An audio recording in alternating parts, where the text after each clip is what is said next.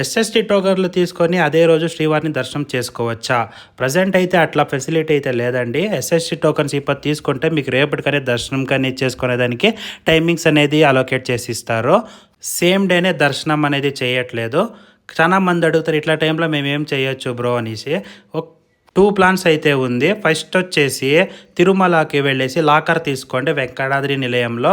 నాకు రీసెంట్గా వీడియో కూడా పోస్ట్ చేశాను, దాంట్లో బ్రీఫ్గా ఉంది, ఆ వీడియో అయితే చూసేయండి. లాకర్స్ తీసుకుని ఫ్రెష్ అప్ అయ్యి మీరు తిరుమల ఇంకా చాలా ప్లేస్లు ఉండవి, ఆ ప్లేస్లన్నీ ఎక్స్ప్లోర్ చేయండి. నెక్స్ట్ డేకి అయితే దర్శనానికి వెళ్ళిపోండి. నేనైతే ఈరోజు టోకన్ తీసుకొనేస్తాను.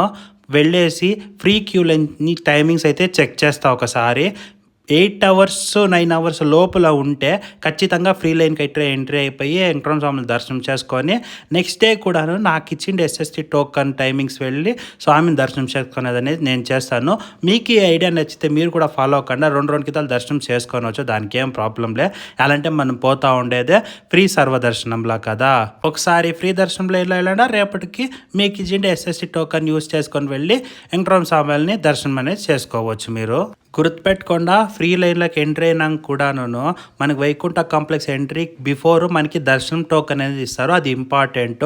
దానికి ఒక లడ్డు కూడా ఫ్రీ ఉంటుంది.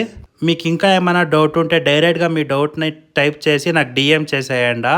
కమెంట్లో పెడితే ఏమవుతుందంటే చాలా కమెంట్లు వస్తూ ఉండవి, అన్నీ చూసేకైతే డిఎం అయితే ఖచ్చితంగా 99% అందరికీ రెస్పాండ్ చేస్తూ ఉంటాను నేను. ఇక్కడ వరకు నా వీడియో చూసినాక thank you so much. Om Namo Venkatesaya.